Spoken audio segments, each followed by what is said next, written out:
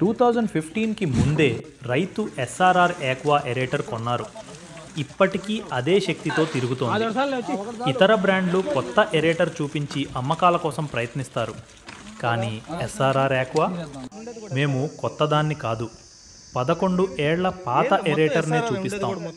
ఎందుకంటే మా నాణ్యతే మా హామీ.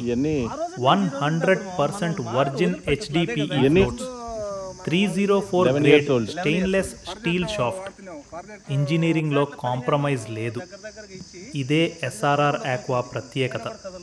కొన్నాళ్ల ఫేమ్ కోసం కాదు, రైతుకి దీర్ఘకాలం బలం ఇవ్వడానికి.